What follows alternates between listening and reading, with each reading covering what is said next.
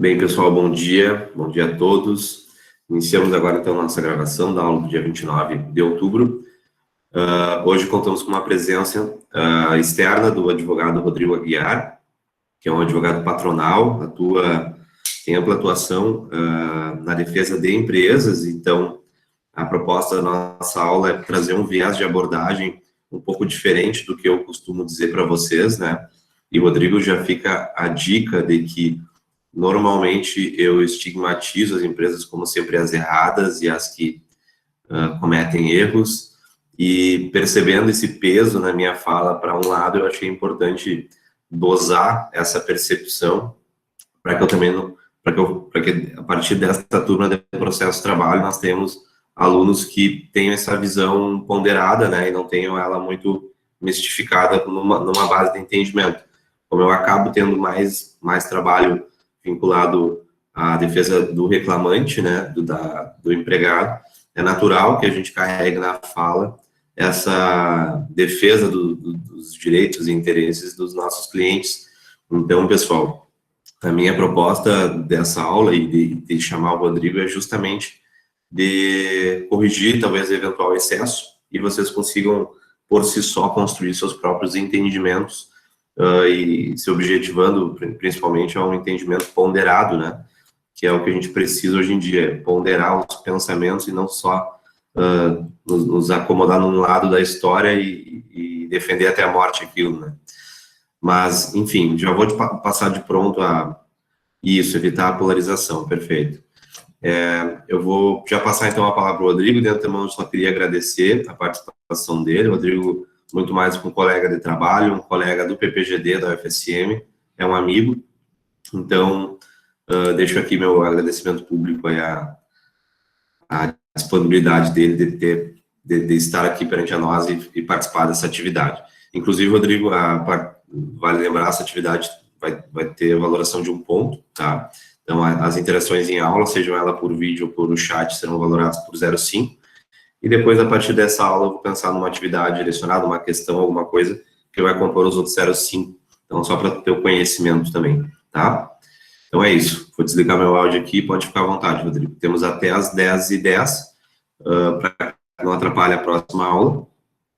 Mas é importante, então, depois a gente vai depender de como os alunos forem, né? Mas, pessoal, se vocês quiserem ir mandando no chat, eu vou acompanhando e vou repassando, para a gente não fazer uma bateria de perguntas ao final. Quanto mais espaçado, melhor. Então, se acharem interessante alguma coisa no meio da fala do Rodrigo, já lance no chat, a gente vai fazendo um bate-papo. Do contrário, a gente abre a bateria lá no final, daí a gente vai dosando, Rodrigo. Se poucas pessoas perguntarem, a gente tenta encerrar uns 15 minutos a tempo de responder as perguntas. Então é isso. Está contigo a fala. Perfeito. Bom dia a todos e a todas. O meu nome é Rodrigo Aguiar da Silva, sou advogado, atuo aí há mais de 5 anos, vou fechar 6 anos esse ano, na advocacia trabalhista e principalmente na advocacia trabalhista patronal, empresarial, pró-empregador, seja qual for o termo utilizado, né? Eu vou projetar aqui os slides. Eu peço desde já que vocês fiquem à vontade para interagir durante a minha fala. Eu vou tocando aqui, se vocês sentirem vontade de fazer algum comentário, alguma pergunta, podem abrir o microfone e podem fazer pelo chat que o Juarez me repassa, mas fiquem bem à vontade. Só vou projetar aqui a minha tela, um instante, para fazer a projeção dos slides. Só peço que me confirmem, por favor, se está aparecendo para todos. Eu só vou abrir aqui os slides. Está aparecendo para todos aí? Aparecendo, 100%. Certo. Bom, então, como eu disse, eu sou o Rodrigo Aguiar da Silva, eu sou graduado em Direito pela UFN, né, na minha época era Unifra ainda. Foi em janeiro de 2015, já passei a atuar como advogado no mesmo mês, consegui um emprego, no mesmo mês que eu me formei, em janeiro de 2015, fui largando currículo, assim, pessoal, já vou adiantar que isso é uma coisa que vocês devem focar muito em em correr atrás, em correr atrás das oportunidades, porque as oportunidades não batem a porta, tem que começar, se formou, passou na OAB, eventualmente vai largando currículo.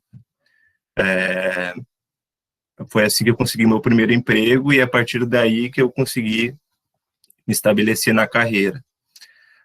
Então, sou advogado desde janeiro de 2015, sou especialista em Direito do Processo do Trabalho pela Universidade Estácio de Sá, comecei em 2017 e concluí em 2018 essa especialização. Atualmente sou mestrando em Direito pela UFSM, ingressei neste ano, pretendo concluir até o ano que vem. Sou também membro do Centro de Estudos e Pesquisas em Direito à Internet, o CEPED, da UFSM, desde 2017.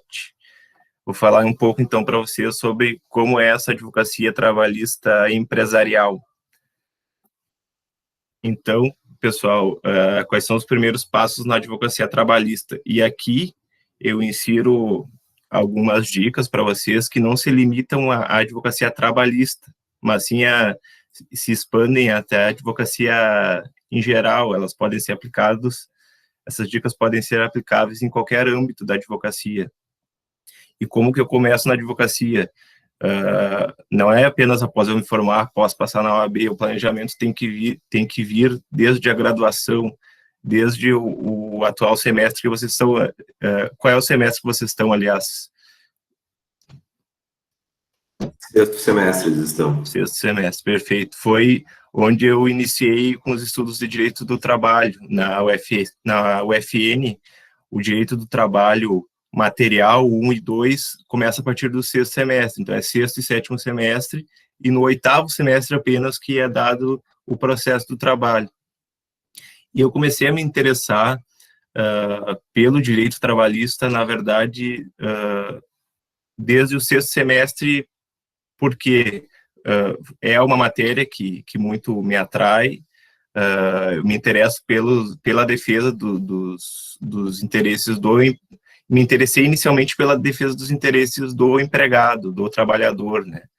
E depois modifiquei um pouco o meu pensamento de acordo com as minhas experiências, né? Eu vou falar um pouco para vocês no decorrer da minha exposição. Mas, desde logo, já falo assim,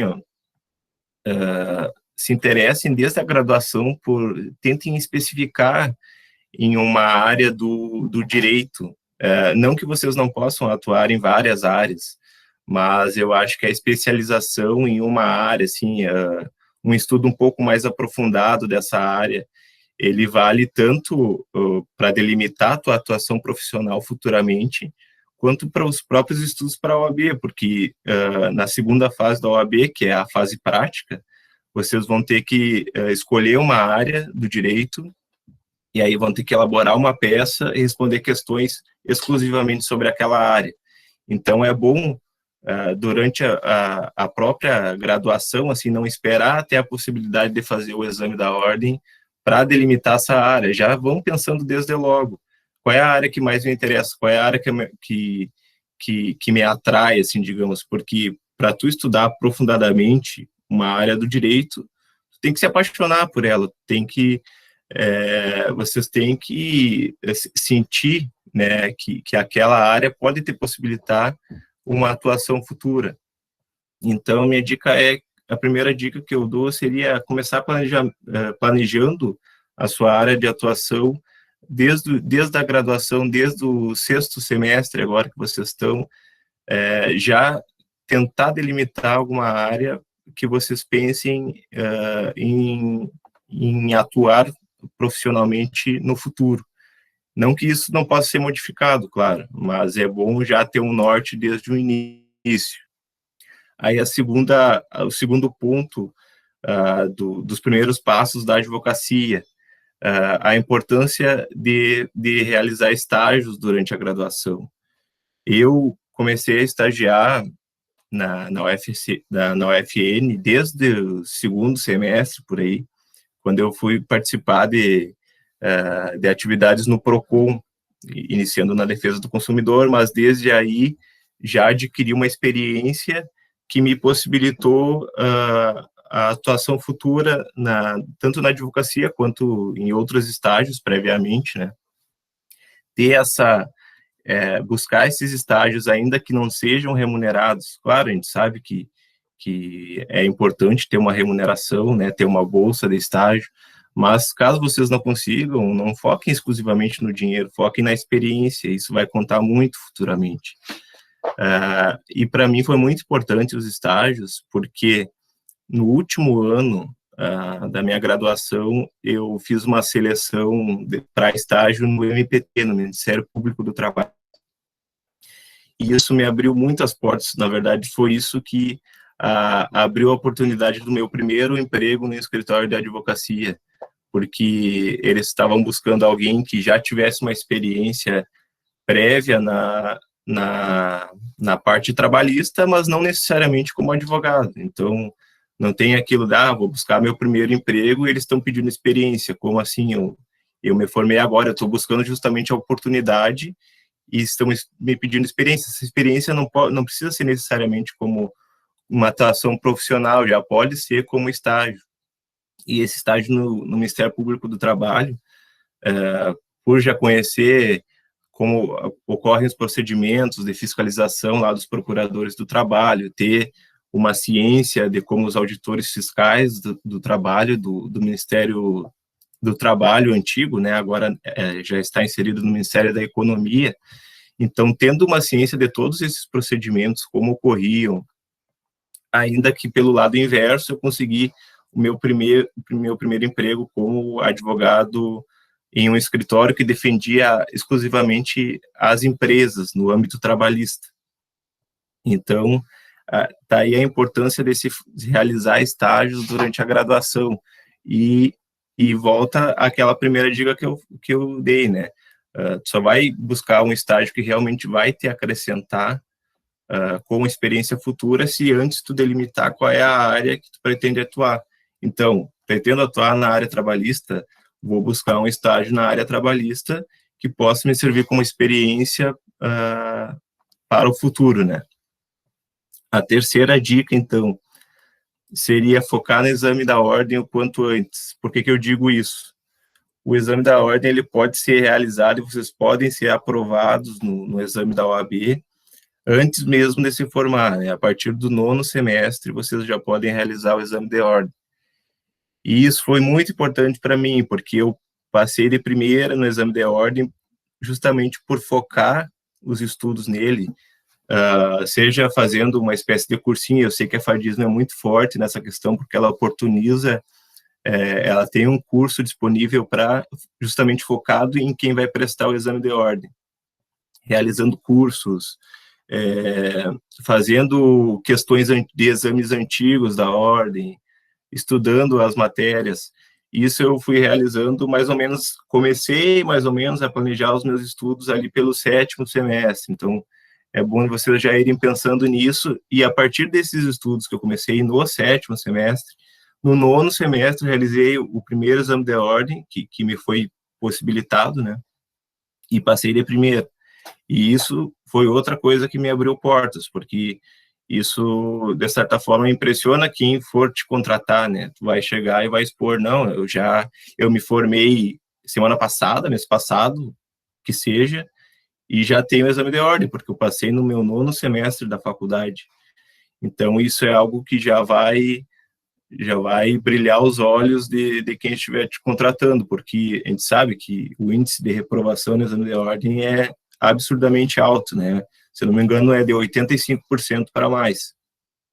Então, o fato de tu já ter sido aprovado, e mais do que isso, ter sido aprovado durante a tua própria graduação, antes mesmo de se formar, é um ponto muito positivo.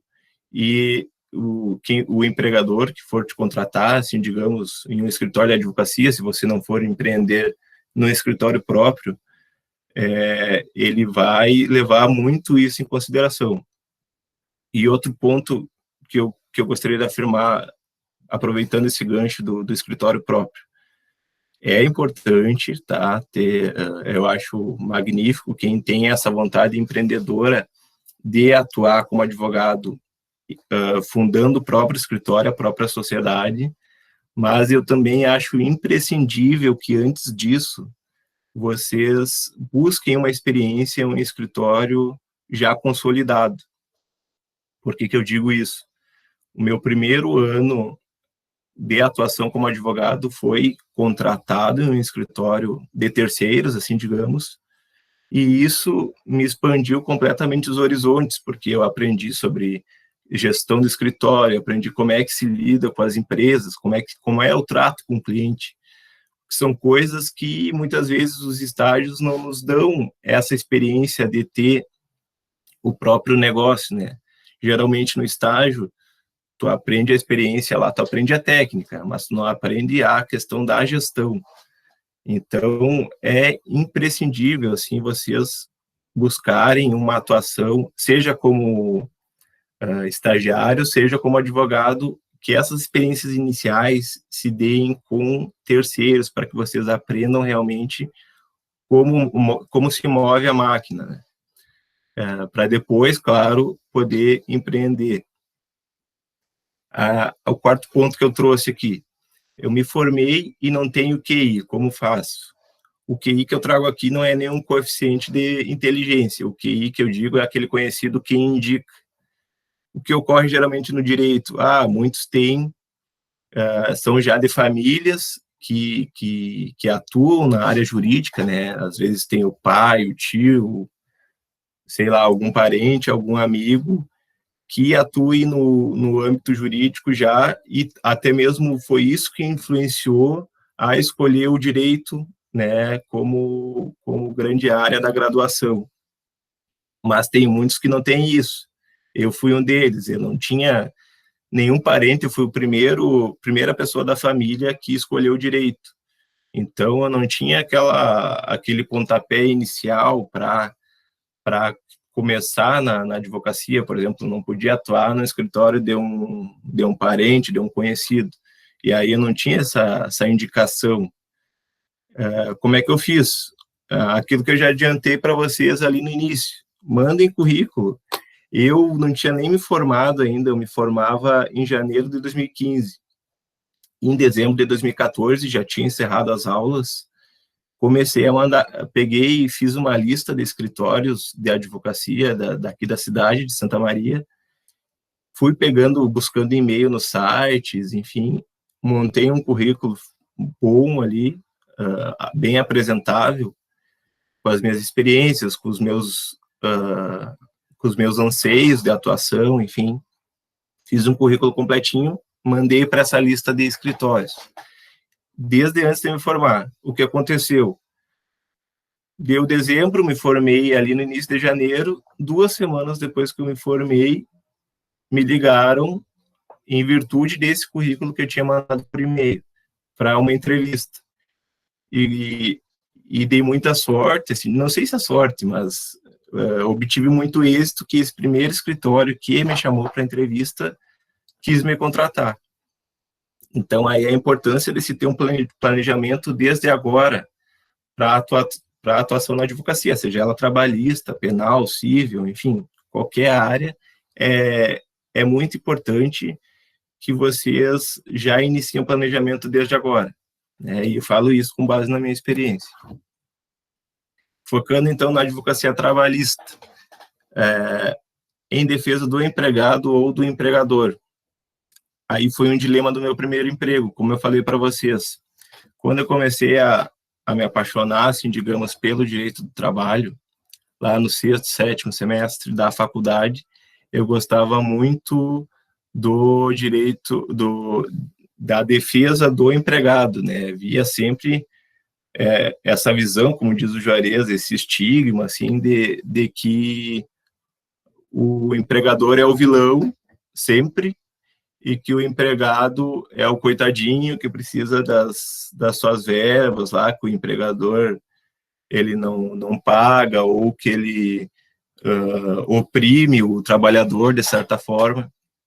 Tinha muito essa visão meio que estigmatizada, assim, generalista, né, do direito do trabalho. E isso foi meio que confirmado quando eu comecei a atuar no Ministério Público do Trabalho, né, quando eu comecei o estágio lá nos 2 últimos semestres da minha faculdade. E eu via muito, de fato, que as empresas, muitas se passavam, não atendiam direitos básicos do trabalhador. Então, meio que tinha confirmado essa minha visão durante os estudos de que o empregador era sempre o vilão, que as empresas não atendiam nenhum direito trabalhista e que era mais do que justo que o empregado entrasse na justiça contra ela e que, entrando na justiça, fosse certo que o juiz daria a sentença condenando a empresa. E isso, por que eu digo que aconteceu um dilema no meu primeiro emprego? Porque justamente era um escritório que fazia a defesa trabalhista, civil e tributária de empresas, era focado na defesa de empresas.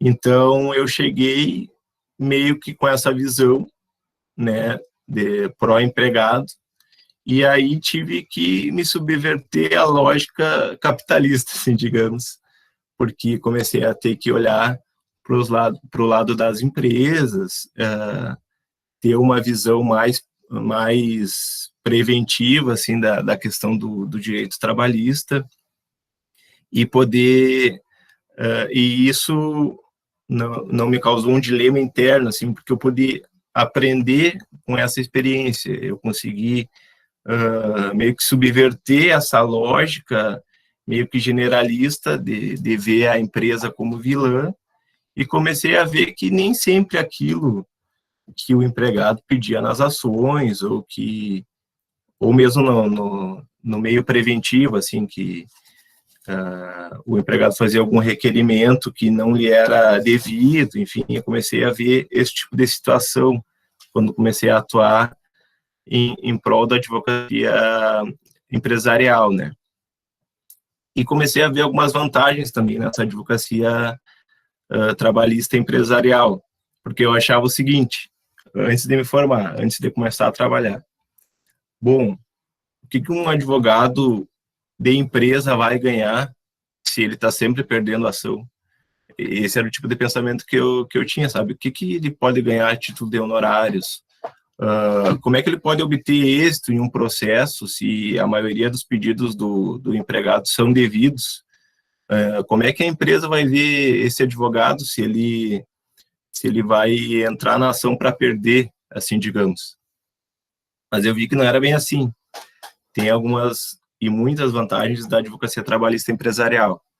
A primeira delas é uma advocacia que te permite ter clientes fixos.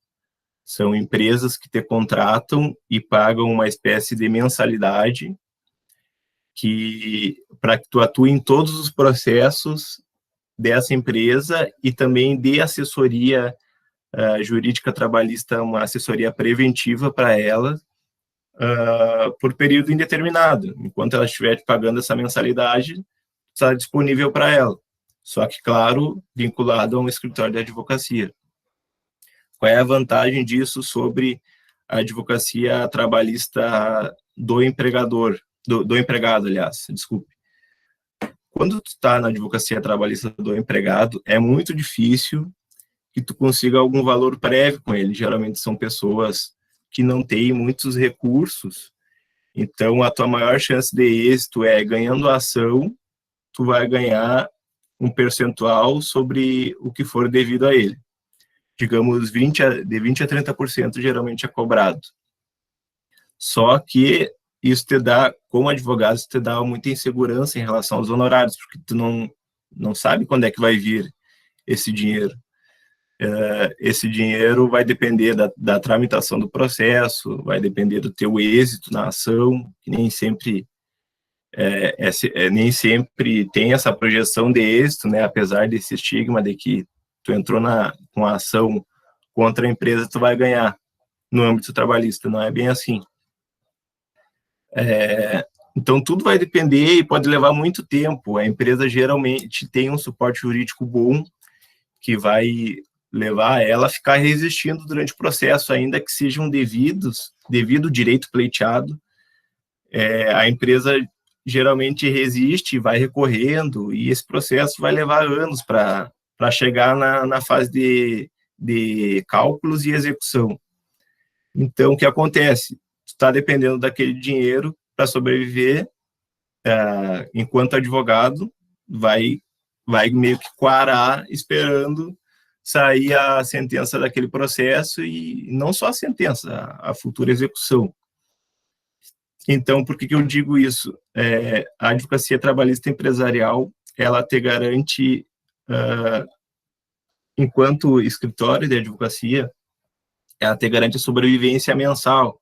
Tu tens aquela segurança de que tu vai receber aquele valor no início de cada mês, né, uma espécie de salário, se a gente for ver, por estar atuando em prol daquela empresa. Enquanto na advocacia trabalhista pró-empregados, tu não vai ter essa certeza, tá?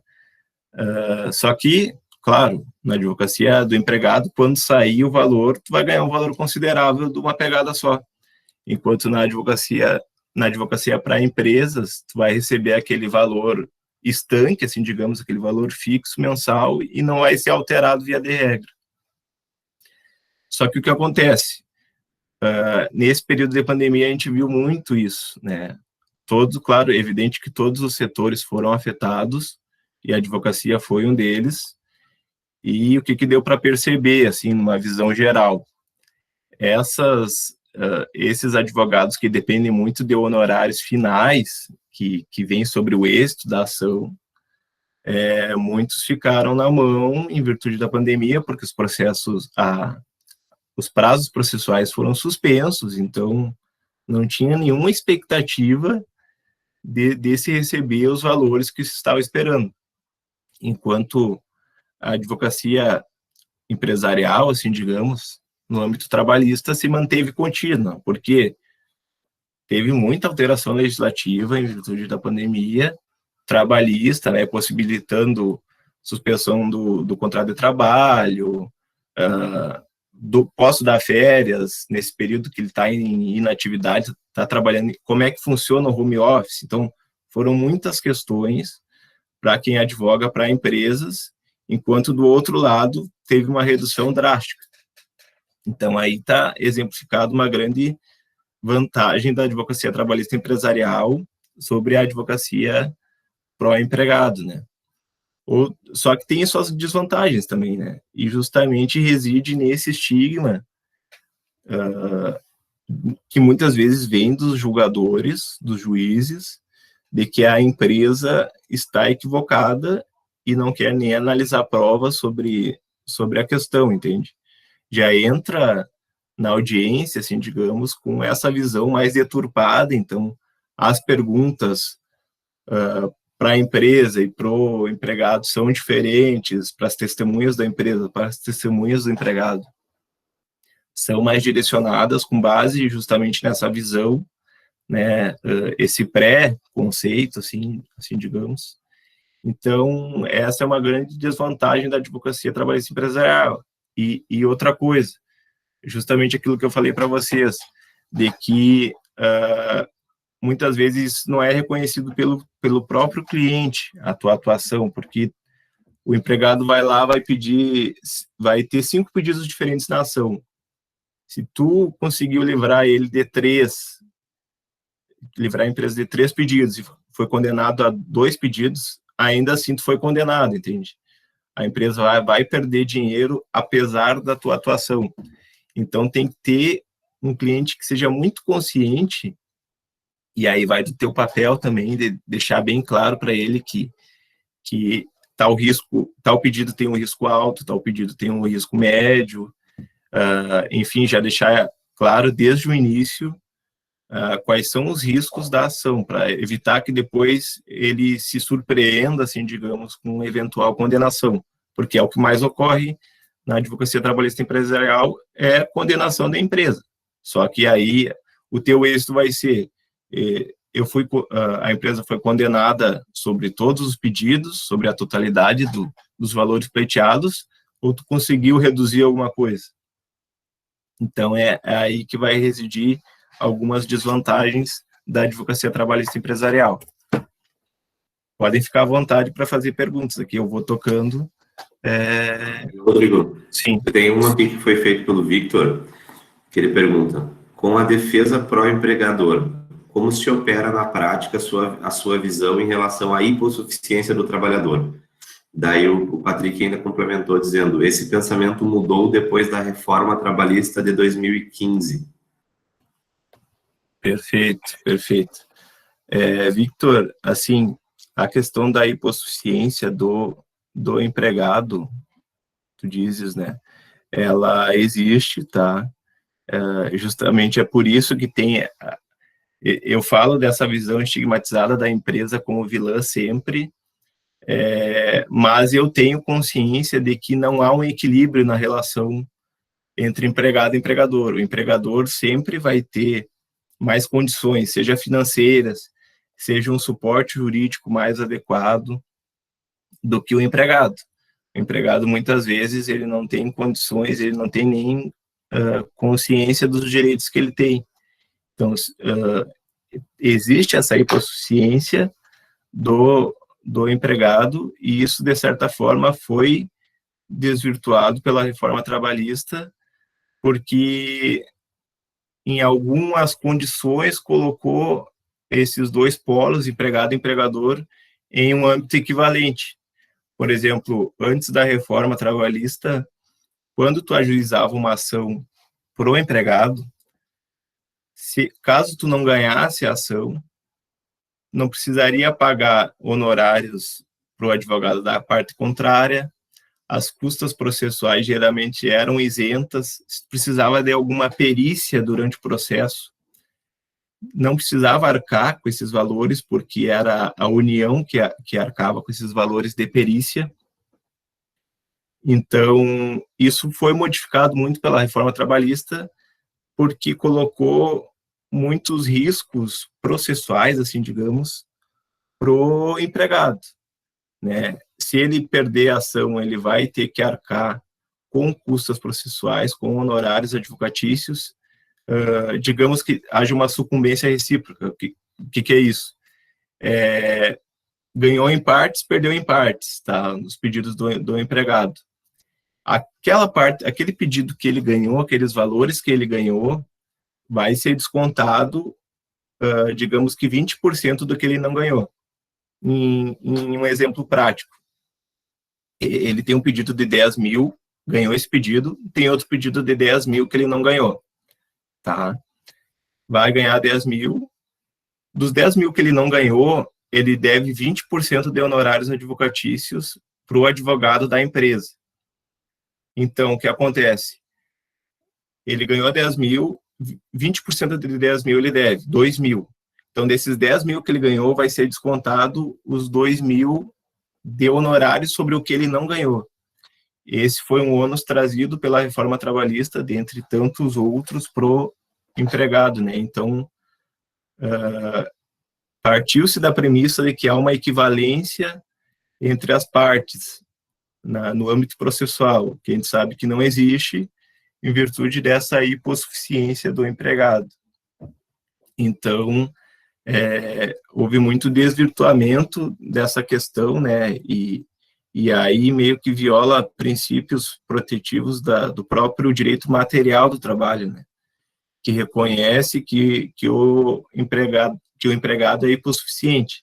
Então, ficaram meio que âmbitos distintos, assim, digamos. No âmbito do direito material, permanece esse princípio da proteção, né, que é o princípio maior do direito do trabalho, que reconhece a hipossuficiência do empregado, enquanto, em virtude da reforma trabalhista, muitos dispositivos processuais foram alterados, permitindo essa equivalência entre as partes. E isso acontece também não só no direito do material do trabalho, no próprio direito processual, não só no direito processual, mas no próprio direito material, quando, por exemplo, se foram retirados pela reforma trabalhista diversos dispositivos que previam essa proteção maior do trabalhador, né? Por exemplo, a assistência do sindicato em rescisões de contratos de trabalho superiores a um ano. Antes da reforma, era obrigatório que contratos de trabalho superiores a um ano passassem pelo sindicato para que ocorresse a rescisão. Isso ocorria para que o sindicato do trabalhador verificasse se a empresa realmente está pagando tudo aquilo que devia, né, em termos de rescisão, se a rescisão é devida, porque tem alguns institutos de estabilidade, né, por exemplo, da gestante, de membro da comissão preventiva de acidentes, enfim, tem algumas estabilidades e muitas vezes não é possível rescindir o contrato naquele momento, né? Até mesmo quem sofreu acidente de trabalho tem 1 ano de estabilidade. Então, tudo isso o sindicato via no momento em que ocorria essa rescisão. Agora não ocorre, não é obrigatório passar pelo sindicato. Rescisões com mais de 1 ano de contrato. Então, aquele trabalhador que não tem um suporte jurídico, que não tem consciência dos seus direitos, muitas vezes ele nem vai ficar sabendo de que aconteceu algo errado com a rescisão dele. Então, são institutos que foram previstos, trazidos com a reforma trabalhista, que mitigaram muito essa questão da hipossuficiência, né? Não sei se respondi a tua pergunta. Sim, Rodrigo, eu até já tenho outras aqui para te passar. Claro, pode falar. Tenho ponderações aqui da Vitória e do Luiz Matheus. Eu vou passar os dois, que daí eu respondo em bloco. A Vitória disse o seguinte: sobre a prevalência de recursos financeiros, é pertinente rememorar o depósito recursal que sempre é pago pelo empregador. E, em razão disso, a ação prolonga-se indefinidamente e o empregado literalmente fica a ver navios acerca da verba que eventualmente tenha direito. Ela fez uma ponderação referente à exigibilidade do depósito recursal para a empresa, né? Perfeito. E do Luiz Matheus, na tua experiência, é comum que as empresas tenham uma postura contra acordo? E você, como advogado, quais os teus desafios na hora de fazer esse meio de campo? Tá, perfeito. Respondendo à primeira pergunta, é um exemplo muito bom, foi trazido para ilustrar essa questão da sobrevalência dos recursos financeiros da empresa sobre o empregado. Porque depósito recursal não é baratinho. Se tu quer recorrer de uma sentença na Justiça do Trabalho, nas varas do trabalho, fazer o recurso ordinário para o Tribunal Regional do Trabalho, o valor desse depósito recursal é quase R$10.000, tá? Não é algo barato, não é algo que o trabalhador conseguiria arcar, por exemplo, porque muitas vezes os pedidos dele nem chegam a esse valor, tá? Para recorrer de um acórdão do tribunal, né? Já partindo da premissa de que teve esse recurso ordinário, e aí a empresa quer recorrer para o Tribunal Superior do Trabalho. O valor do depósito recursal, quase R$20.000. Então, são recursos que a empresa tem que ter disponíveis ali, não é possível parcelamento, enfim, são valores que são destinados futuramente justamente para a segurança do empregado, de que ele vai obter os valores nos quais a empresa foi condenada. Então, esse valor de depósito recursal, ele vai ficar depositado em juízo, e quando acabar a fase recursal, quando transitar em julgado, o empregado, muitas vezes não é nem preciso fazer uma execução, porque aquele valor já está garantido, ele só libera para o empregado. Então, é um exemplo bem ilustrativo da diferença financeira entre empregado e empregador, e que reforça aquela primeira questão da hipossuficiência. Em relação à segunda pergunta, como advogado de empresas, é muito difícil tu conseguir convencer a empresa de que tem que fazer um acordo. O que acontece, como eu disse para vocês, muitos dos pedidos que o empregado faz no processo, eles realmente são devidos, tá? Eu defendo as empresas contra esse estigma de que ela é sempre vilã, mas eu tenho total consciência de que a maioria dos processos que são ajuizados, eles realmente são devidos, pelo menos grande parte dos pedidos que ali existem. Então, o que acontece? Sabendo que vai vir uma condenação para a empresa, como advogado trabalhista, tu procura amparar juridicamente a empresa, aconselhar que se faça acordo, porque isso vai reduzir o valor da condenação, vai conseguir fazer um acordo em um valor muito menor do que seria a condenação, e isso é bom para a empresa e para o empregado, porque o empregado não vai ter que esperar a tramitação de todo um processo judicial até chegar na execução, que leva, na minha experiência, tá? A advocacia trabalhista, geralmente, o processo trabalhista, ele é mais célere do que o processo comum, processo civil, penal. Então, geralmente, se consegue uma tramitação completa se chegar até o recurso dos tribunais superiores. Geralmente, não chega a 5 anos de tramitação, tá? Eu falo isso genericamente, tem casos que demandam mais tempo. Mas, geralmente, recorrendo até os tribunais superiores, ainda assim, não chega a 5 anos de tramitação, justamente porque é mais célere. Só que o que acontece, diferente da justiça comum, na justiça do trabalho, a grande maioria das verbas que são pleiteadas são verbas consideradas alimentares, né? São verbas que seriam devidas ali da remuneração de horas extras, enfim. A grande maioria dos pedidos que são feitos são sobre valores que não foram pagos, que são devidos, referentes a salários, a remuneração. Então, são verbas consideradas alimentares. E o não recebimento rapidamente dessas, evidente que vai causar um grande prejuízo para o empregado.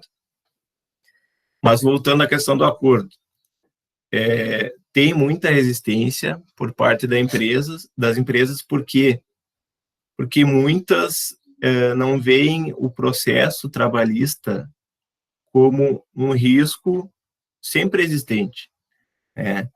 Quando tu tem empregados, né, trabalhando para ti, é evidente que tem alguns riscos, ainda mais se tu não cumprir algumas obrigações trabalhistas. Só que o que acontece? A empresa tem uma visão muito emocional dessa relação trabalhista. Tem aquela visão do empregador de que está concedendo, que a força de trabalho oriunda do empregado para o empregador, ela não é uma contrapartida ao salário. Por que eu digo isso? O empregador, quando ele dá a oportunidade de trabalho para o empregado, ele vê isso como uma benevolência.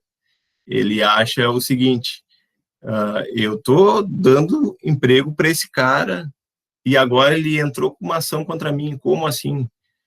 Eles têm muitas essa pegada emocional, tá, da parte trabalhista, de que estão concedendo uma benevolência para o empregado no momento que estão dando um emprego para ele. Só que eles não veem que esse trabalho do empregado, que essa remuneração que ele dá todo mês, que muitas vezes tem essa visão, eu estou sustentando tantas famílias, né, na cidade, e estão me processando no âmbito trabalhista. Só que ele não vê que são contrapartidas, entende? A força de trabalho despendida pelo empregado, a remuneração que ele recebe é totalmente devida, porque ele realmente presta um trabalho para a empresa, um trabalho que o empregador não faria sozinho. Então, de certa forma, ele ajuda a sustentar essa empresa. E o empregador, muitas vezes, não tem essa visão e leva para esse lado emocional de que concedeu o emprego e que acha totalmente injusto que entre com ação contra eles. Então, ainda que seja devida, que tenha devida tal verba, que o empregador tenha deixado de pagar, muitas vezes tem essa visão mais emocional que impede a formalização de acordos. Então, a gente tem que procurar racionalizar a questão e levar isso para o empregador, o que é bem difícil, falando na minha experiência própria. Rodrigo, sim. Não, excelente. E esse ponto é super importante, né? Porque eu percebo isso, eu também tenho como clientes algumas empresas e é difícil, às vezes, traduzir para o empresário, né? Para o empregador, que essa ideia de que eu tenho 20 funcionários, então 20 famílias dependem de mim, parece que se empodera disso ao ponto de que possa legitimar algum excesso. Tipo, eventualmente algum excesso que eu venha praticar é aceitável, olha só o bem que eu faço. Mas o que eu trago sempre para eles é isso, né? O empregado para a empresa, o empregador não faz uma caridade para o empregado, né? É uma contrapartida. O trabalho é a contrapartida do salário e o trabalho é a contrapartida do sucesso da empresa, que gera os lucros da empresa, que proporciona os luxos e o sustento também, né, do empresário.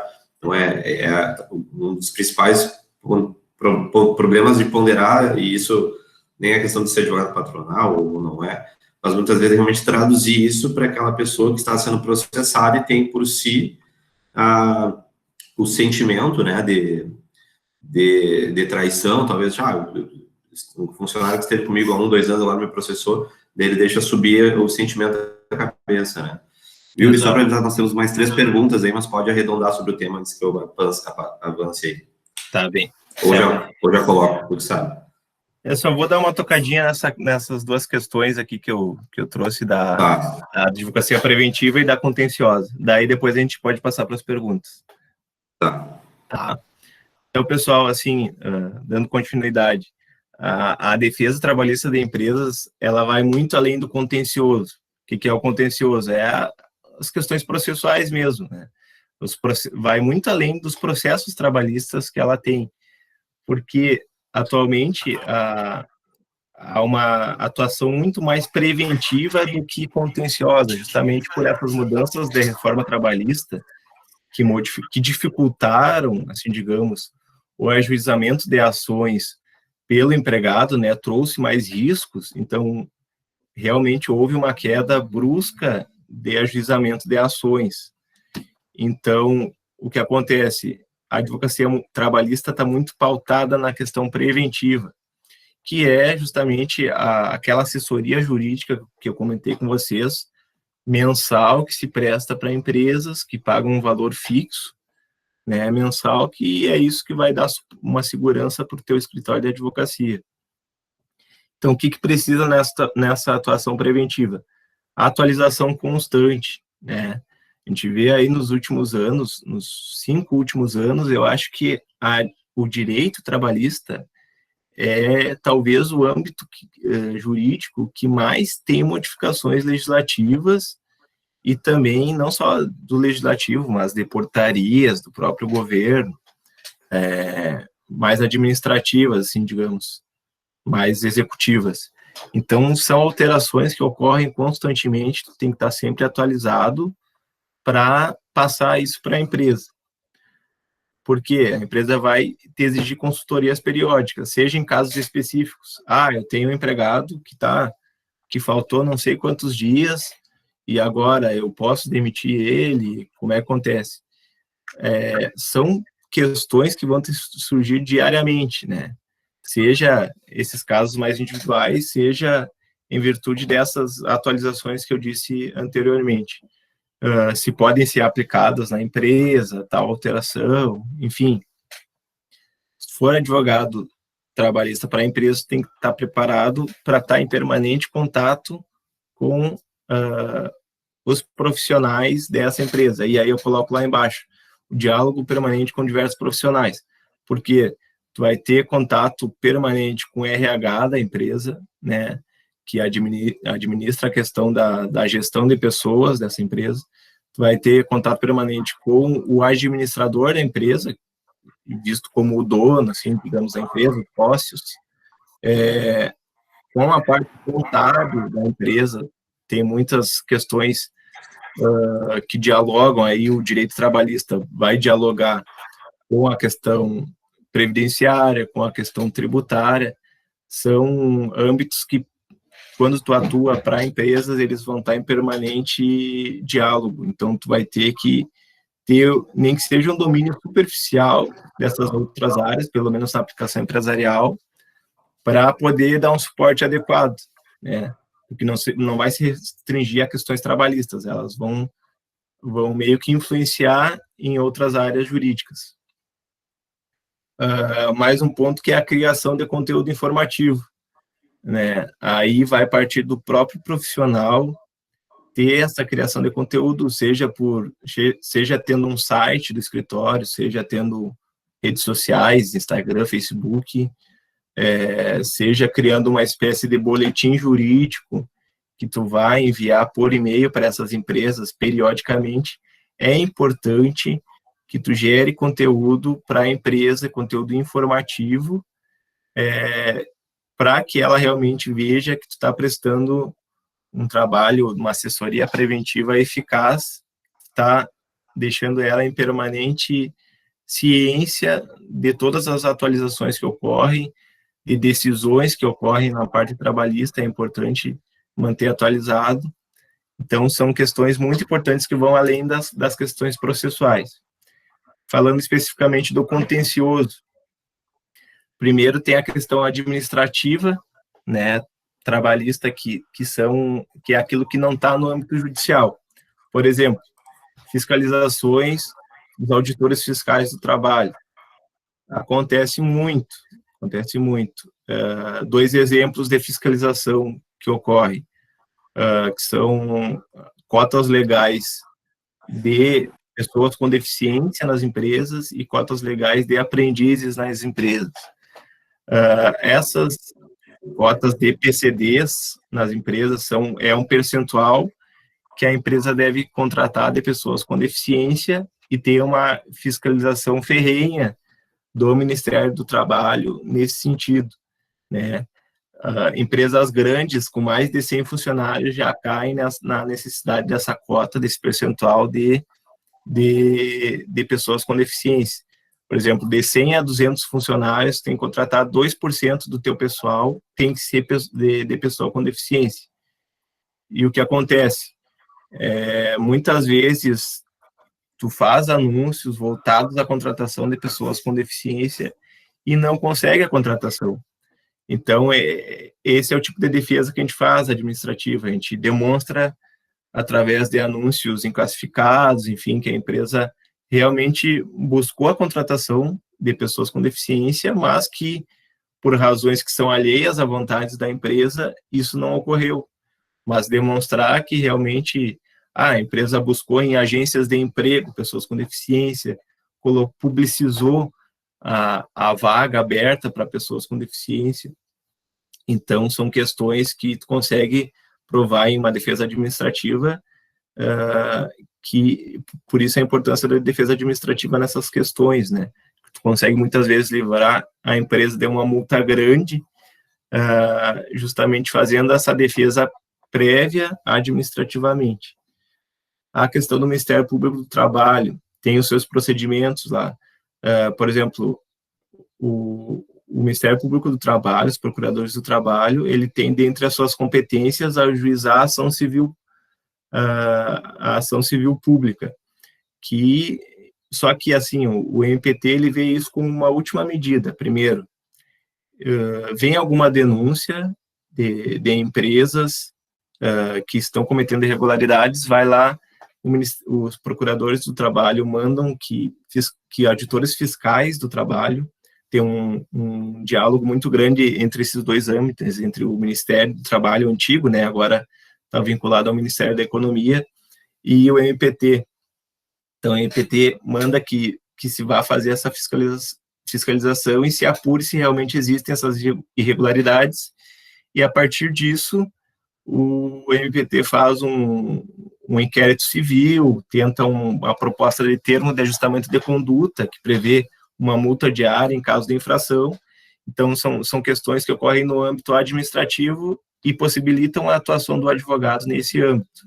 E também a questão dos sindicatos, né, a negociação coletiva, a participação do advogado da empresa em diálogo com esses sindicatos e nas negociações é muito importante. E aí, partindo para a parte do contencioso judicial, aí é realmente a atuação do advogado nos processos trabalhistas, né? Quando tu está defendendo a empresa, tu vai apresentar contestação, tu vai participar de uma audiência de conciliação, geralmente essa contestação ela é apresentada na própria na primeira audiência, que é a audiência de conciliação, como acontece, o processo é virtual pelo PJE, então tu tem que protocolar essa tua defesa, essa tua contestação, até a hora da audiência de conciliação. Aí tu vai participar, se tiver da audiência de conciliação, tem a proposta de acordo ou não, pode participar de acompanhamento de perícias médicas, né, ou perícias para averiguar se tem insalubridade no local do trabalho, enfim, são diversos tipos de perícias possíveis no âmbito do processo trabalhista. E aí depois tu vai participar da audiência de instrução, que é quando ocorrem as oitivas das testemunhas, das próprias partes. Aí tu vai ter uma atuação muito importante, porque tem que ir preparado, já sabendo quais são as perguntas que tu deve fazer para as testemunhas, já pensando em todo caso. E é ali, e nessa audiência de instrução, que vai ocorrer a oitiva dessas provas orais. E aí, por fim, depois que sair sentença, tu vai recorrer e vai ter que até mesmo acompanhar a fase final dos processos, que é a fase de cálculos e execução. E aí volta aquela importância de ter um diálogo permanente com outros setores da empresa, porque o setor contábil da empresa vai te auxiliar a fazer os cálculos que são realmente devidos nesse processo e para poder futuramente pagar na execução, né? Acho que vou dar uma parada por aqui. Tinha trazido alguns casos específicos, mas pelo avançado da hora, eu acho que eu vou encerrar aqui a minha fala e vou aguardar as perguntas finais. Sim. Tu tem compromisso agora depois das 10h10? Não. Para mim tá Porque tranquilo. a Vitória havia comentado aqui que o professor da próxima aula deixou gravada a aula, então se eles toparem a gente tocar mais um pouco, tu chega nos casos práticos, que eu acho que são bem importantes. Pessoal, só manifestem esse sim no chat, que a gente já, o Rodrigo toca mais um pouquinho ou não.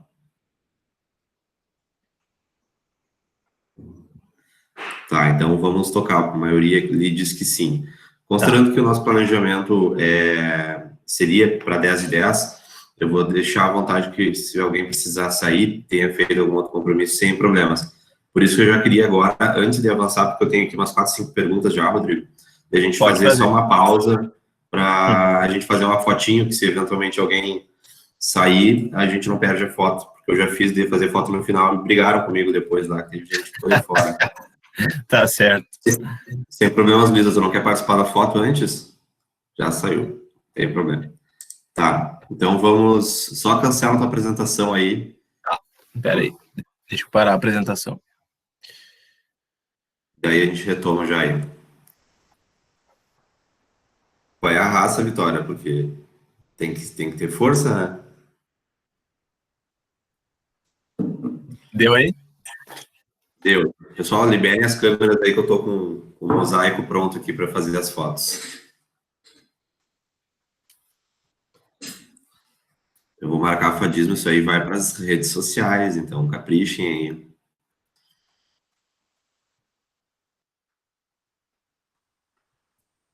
Que bigodinho, hein, Tomás? Viu só, né? Tá se criando.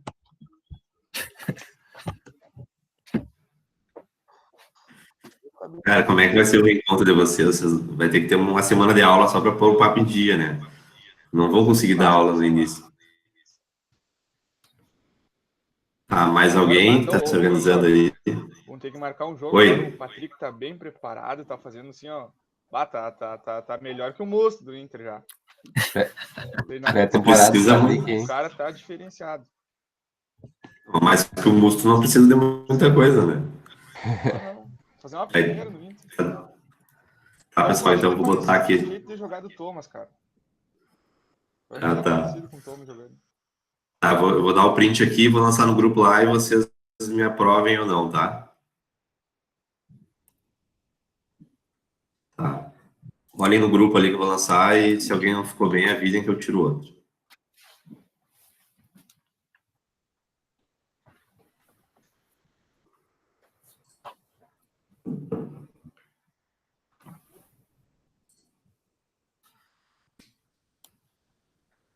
Ninguém saiu dormindo, já é um grande avanço.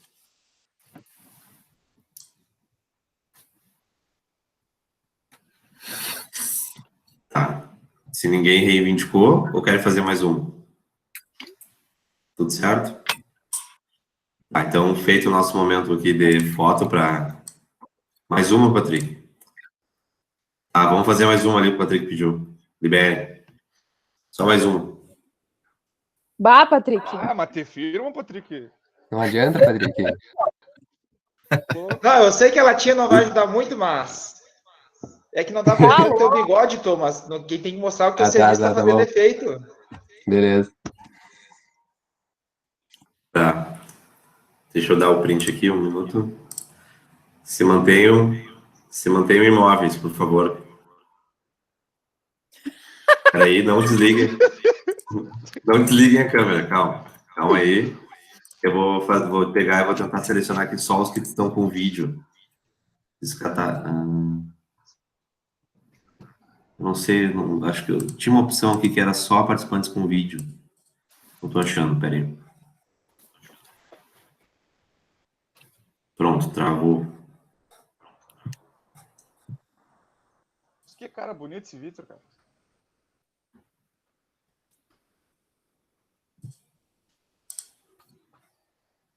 Só um minutinho, pessoal. Agora tem tanta funcionalidade. Tá, agora sim. Um minutinho. Vou tirar outro. Preparem-se.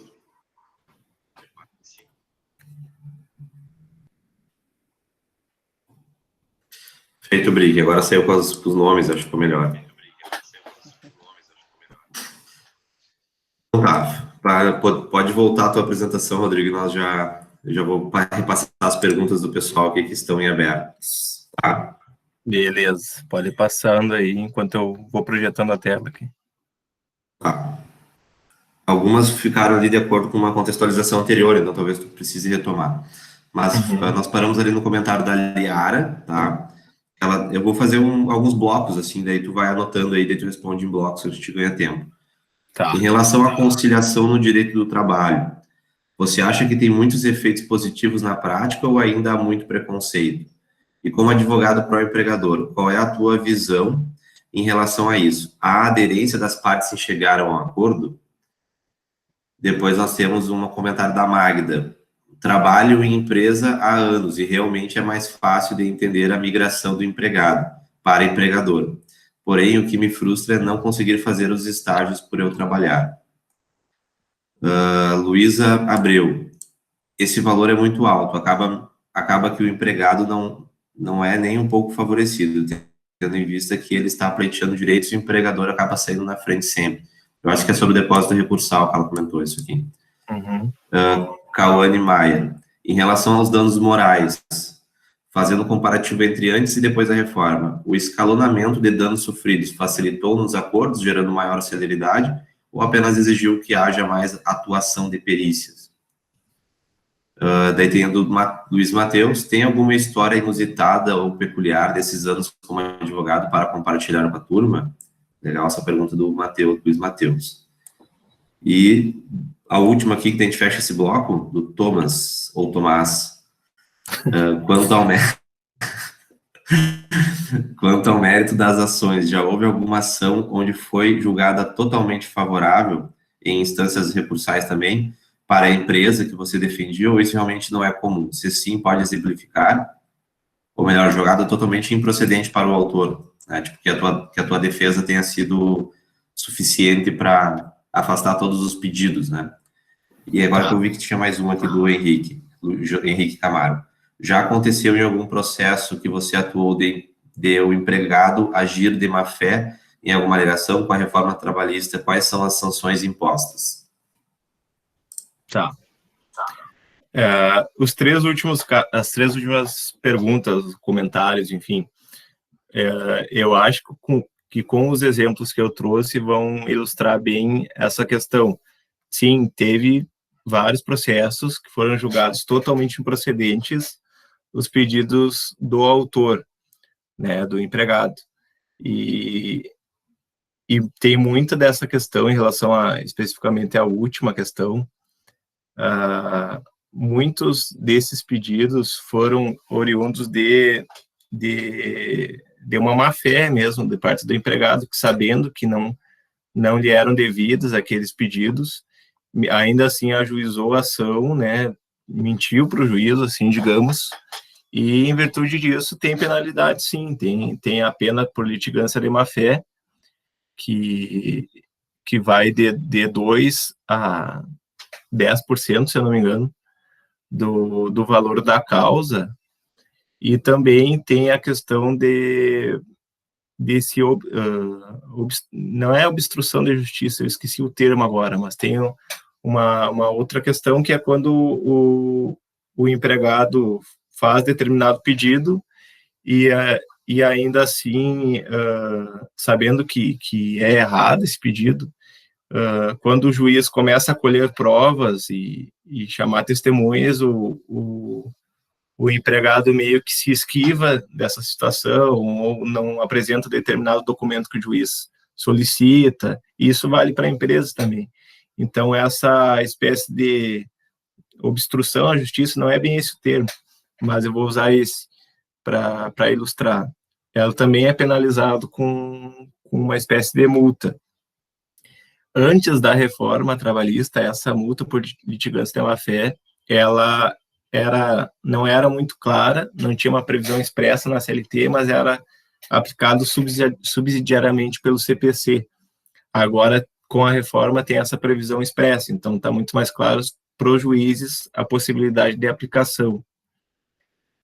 Voltando, deixa eu ver, para a pergunta da questão do dano moral, do escalonamento do dano moral, a reforma trabalhista ela trouxe uma espécie de tabela com valores do dano moral de acordo com o tipo de infração. Se o juiz considerar que aquela infração do empregador é leve, é média, é grave ou gravíssima, essa tem uma penalidade que vai de acordo com o salário do próprio empregado. Eu, ainda que defendo as empresas, eu acho equivocado esse parâmetro fixo de dano moral, porque vai depender muito de cada caso, não é o porte da empresa, não é o salário do empregado que vai definir isso, e eu acho que é muito tênue essa divisão entre leve, grave, média. Eu acho que isso tira muito da questão da autoridade do juiz de avaliar cada caso concreto e, com base naquele caso, efetivamente prever um valor de indenização. Para as empresas, esse escalonamento, essa tabela, traz uma espécie de segurança, mas porque sabe mais ou menos quanto que pode perder naquela ação, quanto que o juiz pode indenizar, mas isso eu vejo como uma limitação do poder judiciário mesmo, de ter essa autonomia de avaliar cada caso e aí prever a multa. Se puder me lembrar, Juarez, as outras questões, as iniciais lá, a questão do depósito recursal, dos valores. Isso. Eu acho que é importante ter, né, esse valor do depósito recursal, é importante para que se obtenha o recurso, ainda que eu atue em prol das empresas. Eu acho que muitos dos pedidos que são condenados efetivamente são devidos, e esse depósito recursal é o que vai trazer uma segurança para o empregado e evitar que se utilize dos recursos apenas para fins de ficar prorrogando o processo, entende? Claro que não vai impedir, mas é uma forma de garantir que futuramente aquele dinheiro vai estar depositado, pelo menos parte dele, vai estar depositado em juízo, já é uma garantia maior para o empregado. Quais são as outras questões? A primeira lá, Rodrigo, não sei se estou totalmente respondida ali, que é da Liara, em relação à conciliação, você acha que tem muitos efeitos positivos na prática ou ainda muito preconceito? E como advogado pró-empregador, qual é a tua visão em relação a isso? A aderência das partes em chegar a um acordo? E daí essa se relaciona também com Tinha outra aqui que falava sobre o acordo. Sobre a aderência das empresas ao acordo. Sim. Como eu disse antes, tem muita resistência. Eu, como advogado trabalhista das empresas, eu tento reverter essa visão mais emocional do processo que o empregador tem e busco, sempre que for conveniente, buscar o acordo. O que geralmente acontece?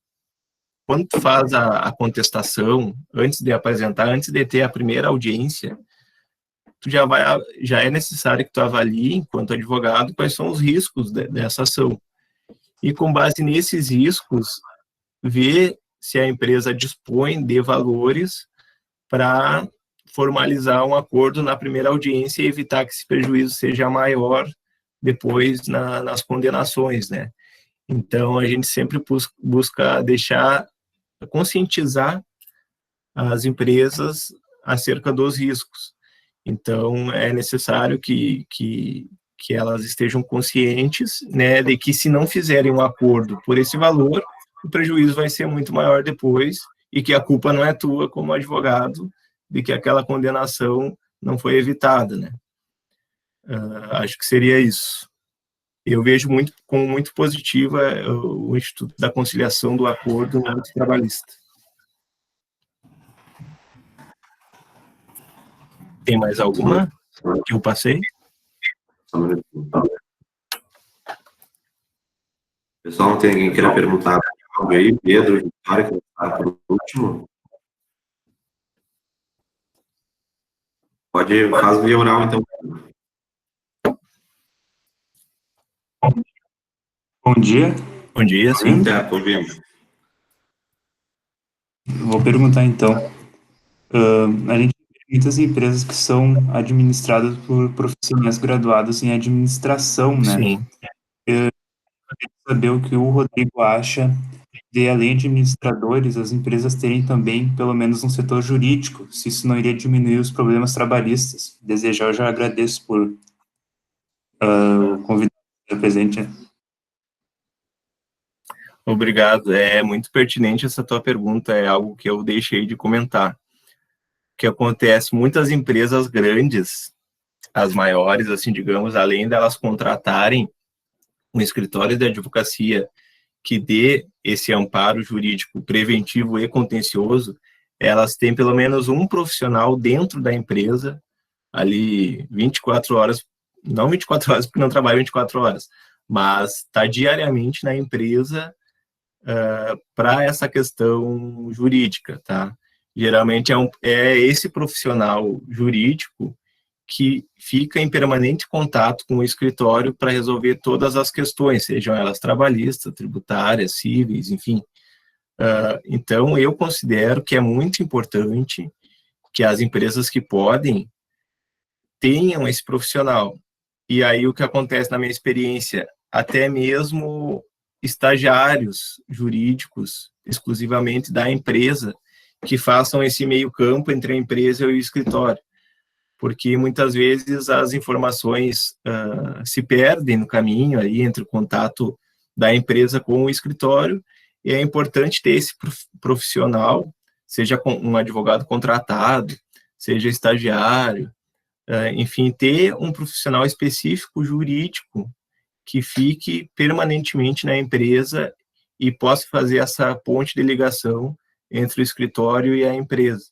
Nem muitas conseguem ter isso, e o contato daí do advogado trabalhista empresarial geralmente é feito com o RH da empresa. Só que é importante ter essa questão multidisciplinar dentro da própria empresa, né? Então, eu considero muito importante, e na minha experiência, a maioria das empresas em que eu atuei como advogado tem esse amparo jurídico próprio interno da empresa, justamente para fazer essa ponte entre o escritório e a empresa. Rodrigo, nós temos aqui duas ponderações, daí depois dela, se quiser entrar no caso prático, que é da Vitória.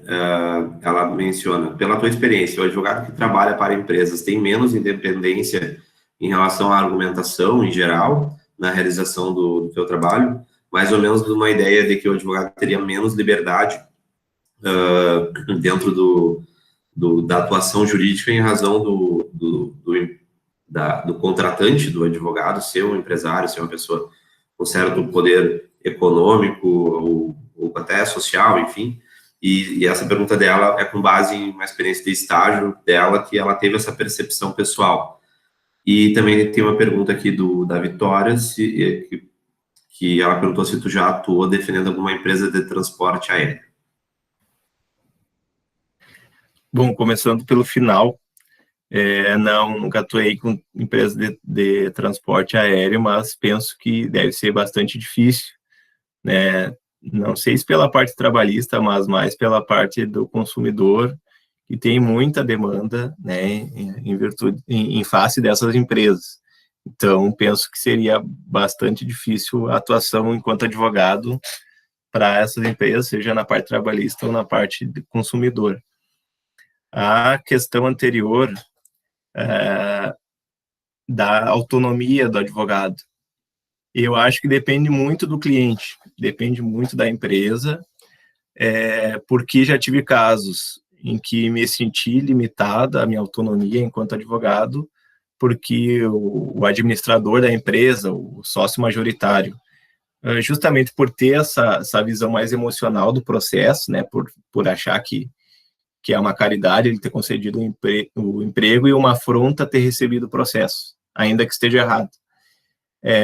Muitas vezes o administrador acha que tem consciência de toda a questão jurídica, trabalhista, e quer influenciar ativamente no processo, até mesmo no sentido, já teve casos que aconteceram comigo, de solicitar que antes de eu protocolar a contestação, eu enviasse a ele e ele fizesse a revisão, os apontamentos que entende necessários, me encaminhasse de volta antes de eu protocolar. Ou seja, a limitação já ocorreu não somente no sentido de, tu deve falar isso ou deve falar aquilo, no sentido da peça processual mesmo. Isso foi algo que me incomodou bastante, mas tem que ter consciência que nem todos são assim. Aliás, isso foi uma exceção. Geralmente, eles veem o advogado trabalhista ali, empresarial, como alguém que tem conhecimento, né, e como alguém que sabe do dia a dia das empresas, por isso que é importante o diálogo permanente, e que não necessite dessa interferência, assim, digamos, deles diretamente. Mas tem alguns que são mais cabeça dura, que de fato querem intervir no trabalho do advogado de forma expressa. E aí cabe a ti ponderar se realmente vale a pena manter aquela relação entre a empresa e o escritório, e tentar dialogar, de certa forma, evitar que esse tipo de situação aconteça. Mas, como eu disse, já aconteceu comigo, é uma exceção. Geralmente são casos que eles consideram mais emblemáticos, assim, e que aí tu, como advogado, não vê tanto problema nessa limitação, mas, de certa forma, incomoda, porque parece que tu tá meio que pedindo autorização para utilizar determinada tese, determinado argumento, e isso não é o que o Estatuto da OAB prevê. A atuação do advogado, ela é autônoma, enfim, mas são situações corriqueiras que, sim, é bem possível que você se depare quando atua em prol das empresas. Bom, vou passar para os casos práticos, então. Eu trouxe alguns casos emblemáticos para ilustrar para vocês justamente essa questão de que o empregado nem sempre tem a razão, muitas vezes ajuiza ações com base em verdades, e demonstrar que realmente aquilo, se for bem defendido, se prestar uma contestação bem esclarecedora, o juiz vai prestar atenção e vai dar uma sentença de improcedência. Primeiro caso,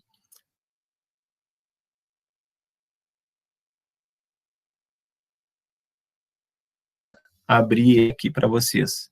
eu baixei o processo na íntegra, tá?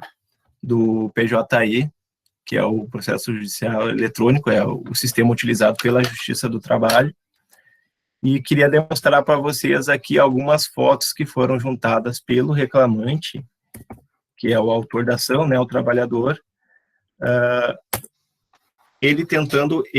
esse aqui, essa é uma empresa que é cliente, ela é uma concessionária de veículos, e o empregado, ele é lavador de veículos, tá? Ele faz a lavagem lá para os carros que estão na concessionária, né?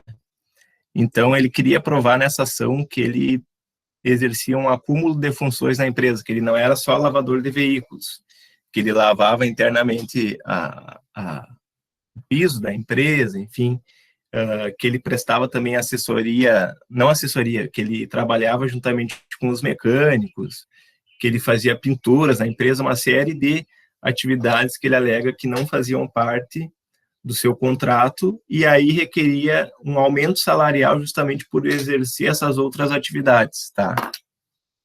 E aí eu vou trazer algumas fotos que ele juntou ao processo.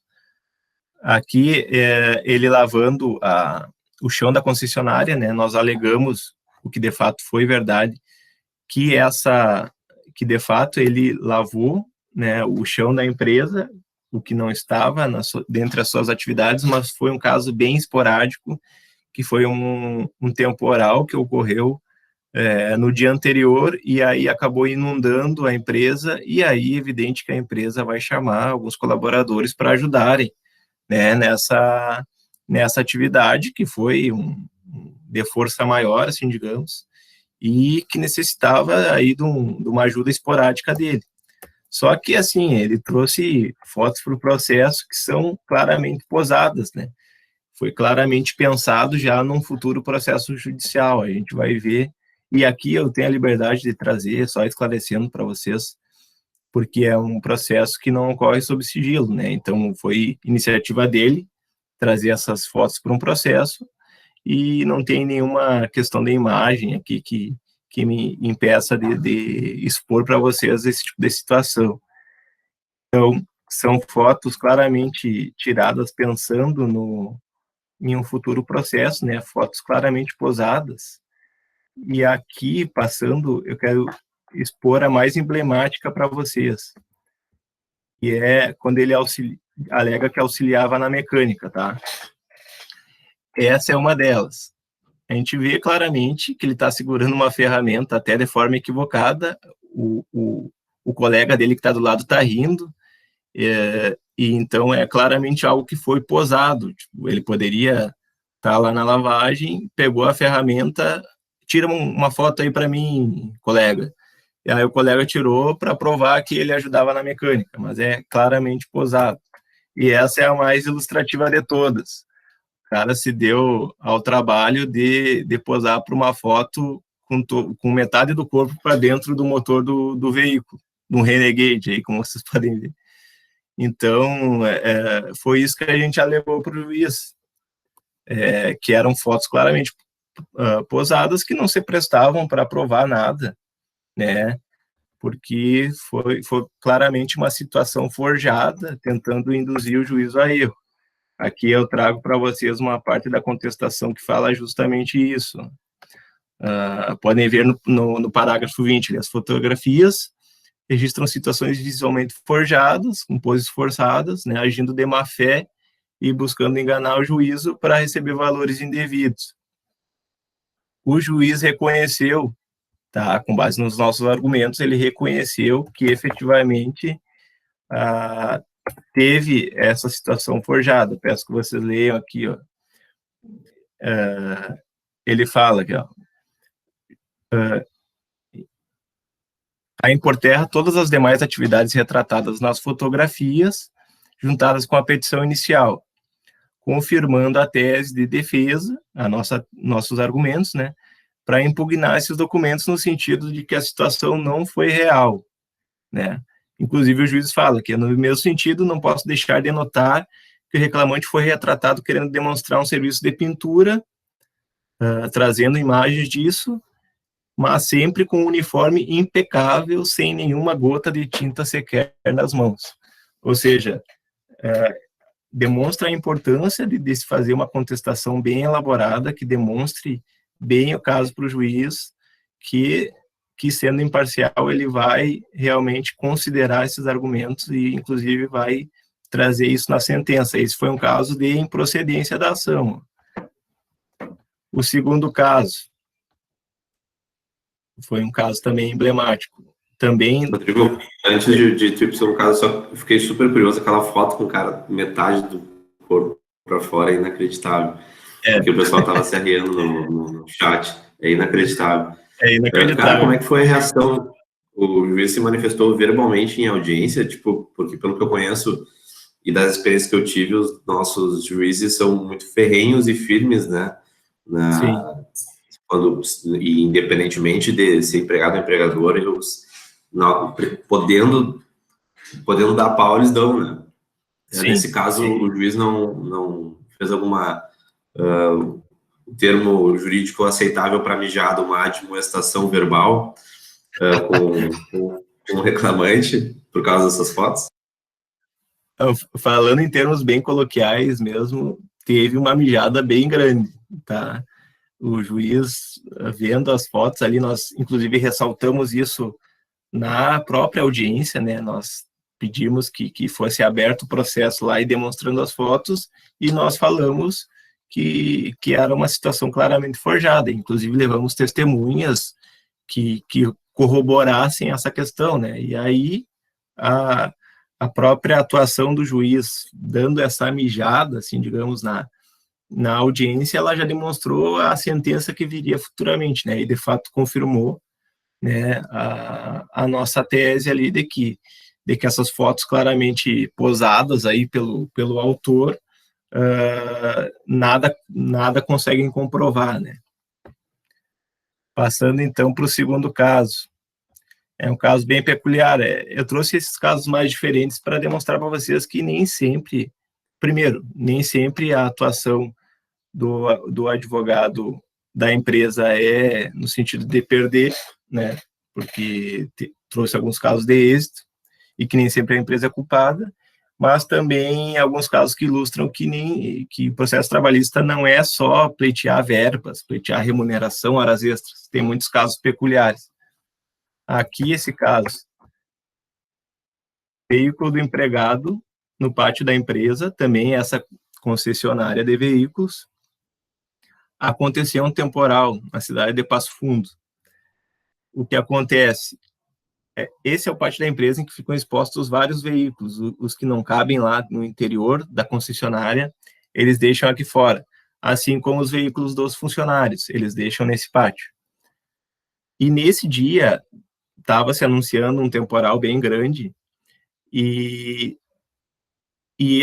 o dono do veículo, o funcionário, ele não estava na empresa nesse momento, porque ele deixou o veículo aí e foi fazer um test drive com um cliente em um veículo que seria vendido pela empresa. E todos os demais veículos, os outros empregados conseguiram recolher, vendo que estava vindo um temporal, só não deu para recolher o carro dele porque ele estava com a chave fazendo um test drive em outro veículo. Então, era impossível de se retirar o carro dele do pátio, sabendo desse temporal. Aí está o estrago no Megane, né? Deu perda total no Meganezinho, e aí ele ajuizou a ação contra a empresa, alegando que essa árvore, que a queda dessa árvore não foi em virtude do temporal, mas que ela já estava deteriorada e que ela caiu em virtude de uma má conservação, né, pela própria empresa dessa árvore, e também alegando que deveria ser retirado o veículo dele, né, sabendo desse temporal. Aí, na contestação, além de nós impugnarmos esses argumentos, né, alegarmos que ele estava com a chave do veículo, que seria impossível retirar o veículo dele do local, e que também impugnando essa questão de que a queda da árvore foi em virtude de uma má preservação, mas que foi realmente em virtude do temporal, que é um caso de força maior, uma força da natureza, e que a empresa não tem responsabilidade nenhuma sobre esse risco, né? Foi foi um azar, realmente, né, que ele teve, e nós demonstramos isso na defesa, juntando, inclusive, fotografias dos estragos ocorridos em virtude desse temporal em todo o município. Ó. Nós demonstramos aqui que foram diversas quedas de árvores, tá? Atingiu dezenas... Foi o temporal que ocorreu em 2015. Outubro, novembro de 2018? Não, esse foi em setembro de 2015. Aí está o estrago, ó, vários quedas de árvores, falta de energia. Nós juntamos reportagens de diversos veículos locais da imprensa, né, da cidade de Passo Fundo, demonstrando todos os estragos, né, para comprovar que a queda daquela árvore no pátio da empresa não foi em virtude de má preservação, mas realmente em virtude dessa força maior, né. E aqui, nós ganhamos nós obtivemos êxito na defesa e foi julgado improcedente, né? A empresa não foi condenada em virtude dessa perda total do veículo do funcionário, ainda que tenha ocorrido dentro do pátio da empresa. O terceiro e último caso que eu trouxe para vocês é... E viu, Rodrigo, antes que tu entre no terceiro caso, inicialmente, se alguém quiser fazer alguma ponderação por chat ou áudio, aí só abrir, tá? Isso. Mas é interessante a visão do primeiro para o teu segundo caso, na minha percepção, né? Não sei se vocês concordam, pessoal, só sinalizem de alguma maneira aí no chat, que intuitivamente, não estou analisando do ponto de vista jurídico, né? O cara estava trabalhando, estava fazendo test drive, intuitivamente pressupõe-se a responsabilidade da empresa. Isso. Né? Porque, enfim, a empresa fornece aquilo, né? Fornece aquele espaço para guardar o carro e tal. Ele não estava, digamos, ele não deixou o carro posando e saiu para passear, ele estava realmente trabalhando. Então, lógico, você se ater a uma questão meramente formal, né? Uma formalidade legal que afasta a responsabilidade, muito embora isso, sob um ponto de vista prático, induza, naturalmente, não sei se vocês tiveram essa percepção, pessoal, de que a empresa teria responsabilidade, que não seria uma decisão extremamente justa, né? Então, o pessoal está respondendo que sim aqui, Rodrigo, então me parece que é realmente uma percepção que não foi só minha. Mas, lógico, né, a gente precisa, que daí está um outro ponto extremamente importante da atuação advocatícia, não somente trabalhista, né, e que, muito embora tu não compre, às vezes, 100% a ideia do teu cliente, tu tem que encontrar todos os meios necessários para resguardar os interesses dele, né. Pode falar, Matheus, de preferência oral aí. Opa, tudo bem? Então, Tudo? Você me escuta bem? Sim, perfeitamente. Então, assim, nesse segundo caso, eu fiquei curioso com uma coisa.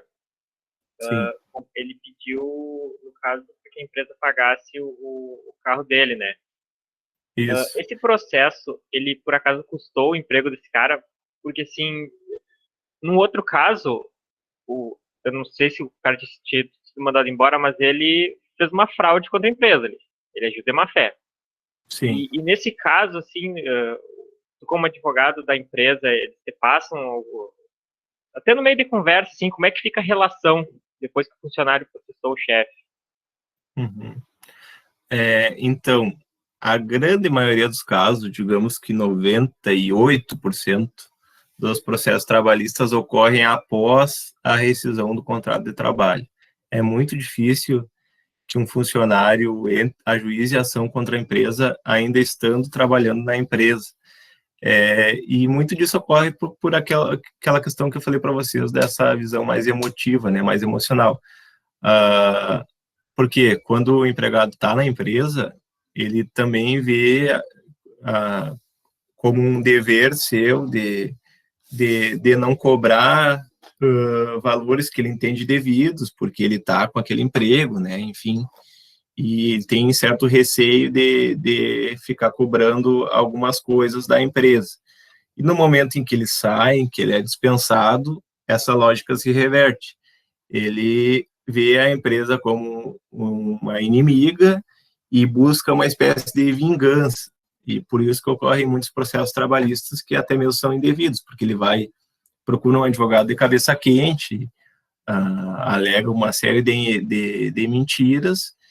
Claro que, na maioria das vezes, os pedidos são devidos realmente, mas tem muitos casos em que ele, coberto dessa questão de buscar uma vingança por ter sido dispensado, vai e muitas vezes por não contar mais com aquele dinheiro da empresa, por estar desempregado, ele busca a via judicial pleiteando algumas coisas. Mas tem casos de empregados que ajuizam a ação contra a empresa durante o contrato de trabalho. E aí qual é a nossa orientação? Vai depender muito do caso dele. Se são verbas que realmente são devidas, a própria penalização da empresa, assim, digamos, por ele ajuizar a ação, isso é visto com péssimos olhos pelo juiz, né? É visto como uma espécie de retaliação ao empregado, e isso pode incidir em até mais danos morais. Então, vai depender muito do caso. Claro que é evidente que o primeiro caso lá, que foi claramente forjado, isso não impediria de dispensar o empregado, claro que não por justa causa, talvez enquadrasse em uma justa causa, mas isso não, na percepção do juiz, não seria nenhum impeditivo de dispensar esse empregado, né? Considerando que a relação ali já estaria esgotada, né? No momento que ele forja aquele tipo de situação, a gente entende que não tem como dar continuidade àquela relação de trabalho. Mas se forem verbas que realmente forem devidas, aí a gente não aconselha que seja dispensado, ainda que ajuize ação contra a empresa, né, e que tenha essa visão emocional. Então, vai depender muito de cada caso.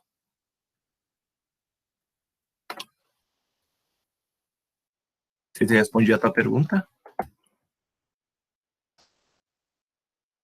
E o cara do segundo processo aí do carro, ele já tinha saído da empresa ou ficou sabendo o que aconteceu com ele depois? Já tinha saído também da empresa. Esses dois casos que eu trouxe para vocês, eles já tinham sido demitidos. E aí ele buscou a reparação depois, algum tempo depois desse dano aí. Eu gostaria de fazer uma consideração. Sim, à vontade. Em relação a esses casos, digamos, inusitados, por exemplo, da primeira foto que o senhor mostrou do cara ali dentro do carro, nós Sim. tivemos um funcionário em um estacionamento que ele entrou com uma causa trabalhista após a demissão, alegando que ele não trabalhava em condições de trabalho, condições adequadas de trabalho. Aí ele pegou uma lata de tinta de 5 litros, vazia, e ele começou a tirar fotos e selfies, ele fazendo as necessidades nessa lata de tinta, alegando que ele não tinha banheiro no local de trabalho, e uma torneira que tinha próximo ao chão, que ele utilizava para lavar os carros, ele tirou foto e fez selfie, mentindo que estava tomando água, que era o bebedouro dele de água. Uhum. Aí ele alegou tudo isso, e aí teve perícia, teve todo esse rito, né? Uhum. E daí isso foi depois de 2015 da reforma trabalhista. E como ele não comprovou nada do que ele estava alegando, ele teve que pagar os honorários sucumbenciais para nós, no caso. Mas, Sim. tipo assim, ó, fora de realidade as fotos, sabe? Isso vem muito de uma falta de uma orientação adequada da parte do advogado dele, né? Que claramente deve perceber que esse tipo de foto forjada, assim, é imprestável para fins de prova, né? E que ocorreria uma perícia na empresa, né? Com algum profissional se deslocando até a empresa para ver se realmente não tinha banheiro, se realmente aquela era a única torneira existente. Então, esse é o tipo de provas, essas fotos que são facilmente desconstituídas, né, do processo, e aí falta de orientação mesmo, de que não deveriam ter sido juntados esse tipo de prova, né. Mas aí o que acontece? Nós vínhamos de um costume que todos os empregados, no caso, que eram demitidos, eles sempre entravam com uma causa trabalhista. Sempre entravam com uma causa trabalhista, isso era uma coisa rotineira.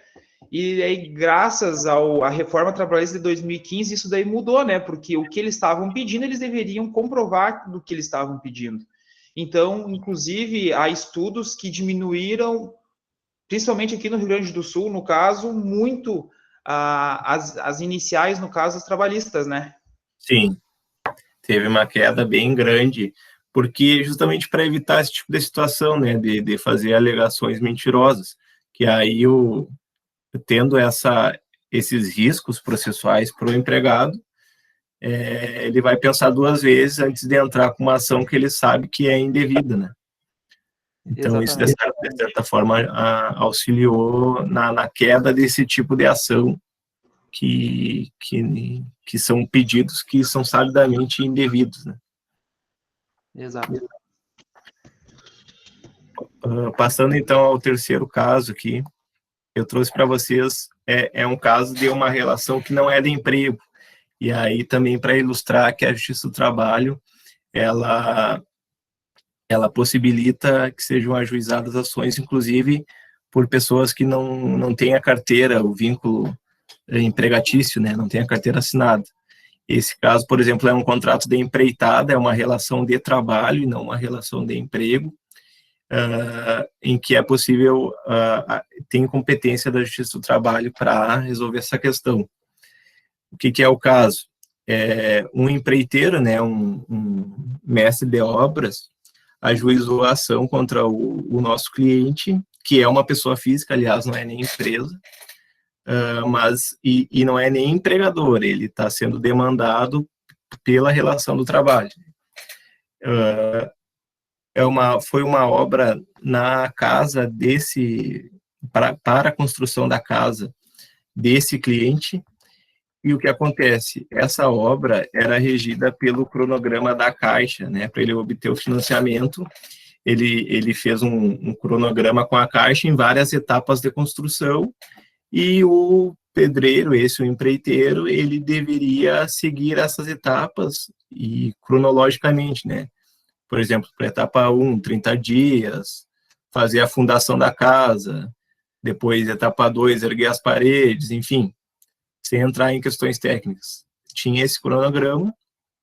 Ao final da obra, se constataram diversas irregularidades que o pedreiro cometeu nessa obra, diversas imperfeições técnicas, assim, digamos, problemas nas vigas, rachaduras, infiltrações, e aí, constatando esses defeitos na obra, o nosso cliente, o que estava contratando por contrato de empreitada essa obra, ele deixou de pagar as últimas parcelas para o pedreiro justamente porque ele teve que arcar com reparos nessa obra que recém tinha sido feita, né, em virtude desses defeitos da obra ocasionados pela má técnica, assim, digamos, do empreiteiro.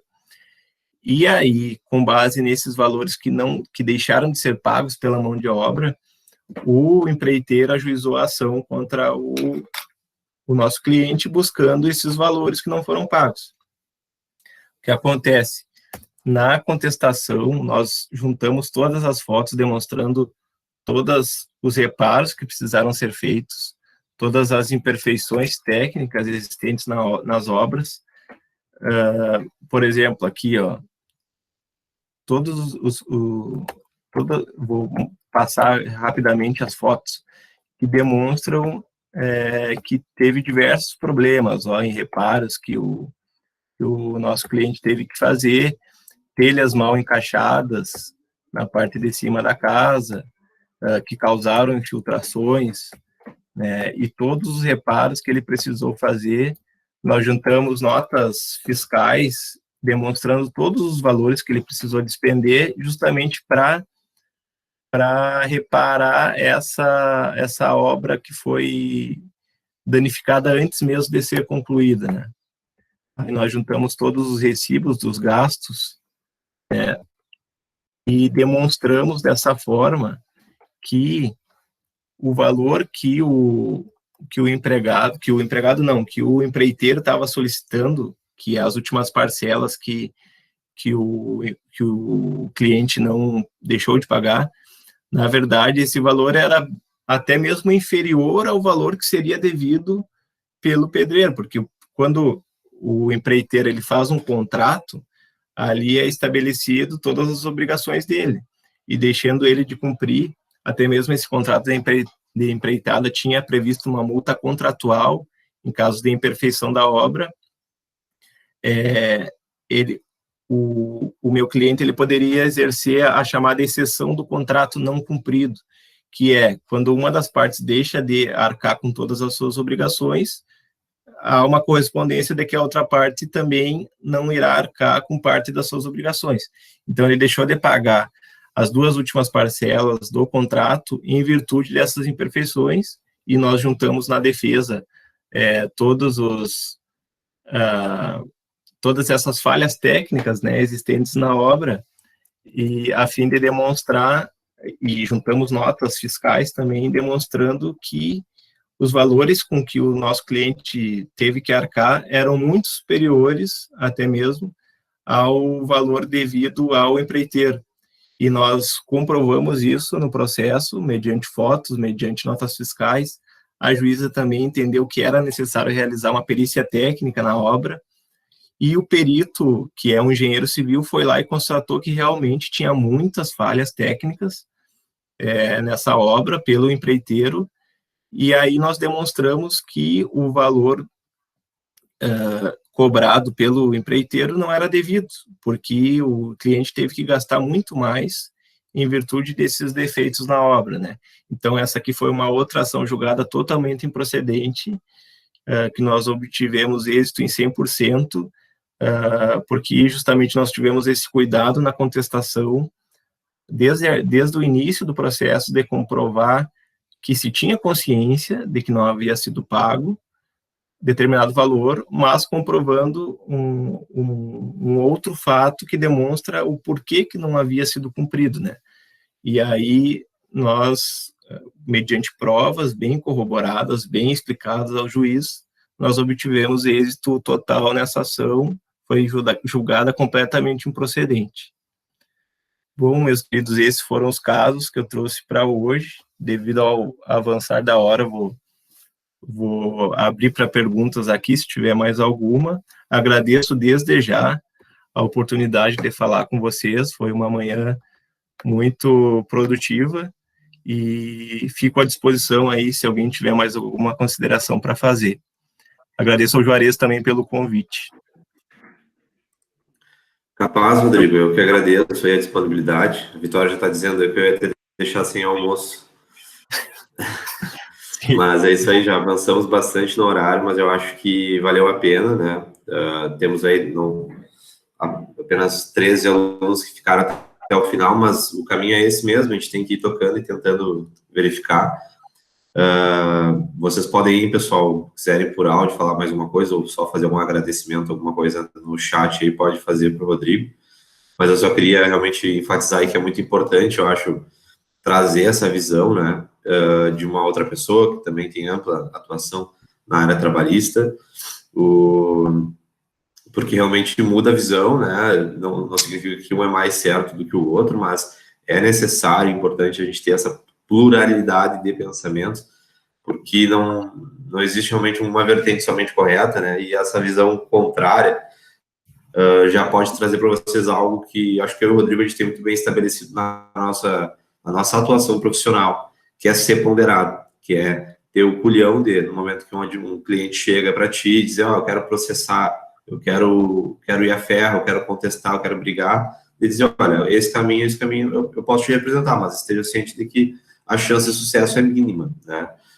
E realmente são inúmeros os casos em que as pessoas nos procuram indignadas com uma situação. O exemplo do carro é imagina, um dia tu tem carro, no outro dia tu não tem, e tu teve o carro danificado no horário de trabalho. É uma coisa que indiretamente tu sabe que a pessoa vai ficar completamente indignada. Então, realmente falha, a mesma coisa a questão das fotos forjadas, né? Falha o advogado em não passar para o cliente essa informação de que não é um processo próspero. Inclusive, é garantido, previsto no nosso estatuto, o Estatuto da Ordem dos Advogados do Brasil, de que é dever do advogado não incentivar o patrocínio de causas fantasiosas ou, fugiu da terminologia que eles utilizam, mas acho que é de causas fantasiosas ou causas esdrúxulas, assim, algo desse gênero. Então, é o nosso papel aqui, enquanto advogado, ter essa ponderação e dizer, olha, meu cliente, por esse caminho não é legal.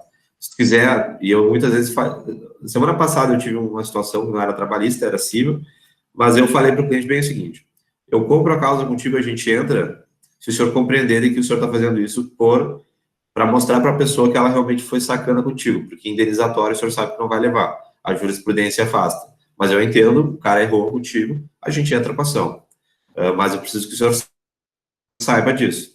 Indenizatório não existe nenhum parâmetro jurisprudencial que nos favorece. Ah, mas isso é um absurdo. Sim, é um absurdo, mas não é o que faz jurisprudência. Né? Tipo, não é o que faz a decisão. Então, acho que é importante a gente ter essas ponderações, né, Rodrigo? Exatamente, exatamente.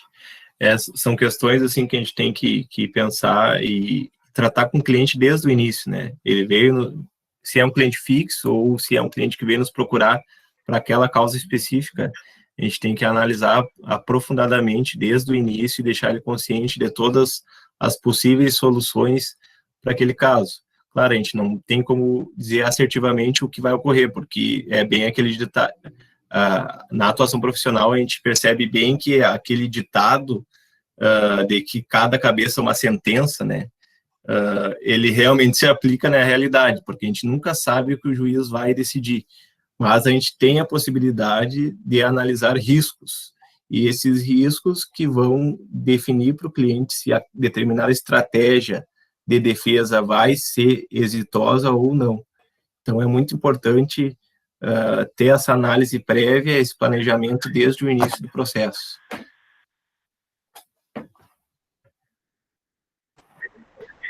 Beleza, acho que é isso aí. Teve só uma outra pergunta que acho que ficou pendente aqui, e a gente fecha com ela, que foi da Emily, até ela já saiu, mas eu até já respondo, ela só perguntou se o advogado empresarial pode ser contratado pela empresa, mas não atuar na parte preventiva, mas sim só quando tiver processo, não ficando 100% exclusivo para a empresa.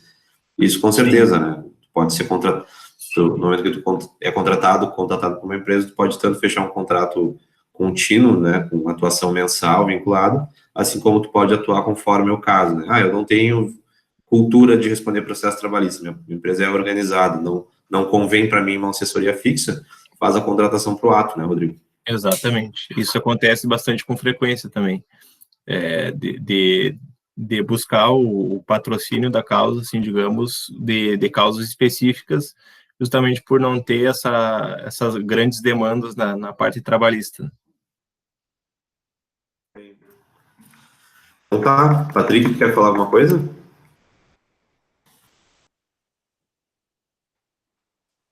Bom, posso falar em nome da turma, agradecer a explanação e a disponibilidade do Rodrigo por essa manhã de conhecimentos. Agradecer o Juarez também, não é puxar saco, mas sempre inovando e sempre diferenciando as metodologias de aula, inclusive convidar um outro profissional na área. E agradeço a manhã de conhecimentos e o que precisar também aí, a gente está muito feliz por tudo. Obrigado, pessoal. Então, agradecendo em nome de toda a turma pela atenção de vocês, pela interação, foi muito produtiva, várias perguntas pertinentes, e estou à disposição aí, qualquer coisa que vocês precisarem, entrem em contato com o Juarez, e se eu puder auxiliar em alguma outra questão, interagir em alguma outra aula futuramente, estou totalmente à disposição. Então, desejo a todos um ótimo final de manhã e um bom dia a todos. Valeu, então. Muito obrigado, pessoal. Encerramos, então, a aula, fechando a gravação.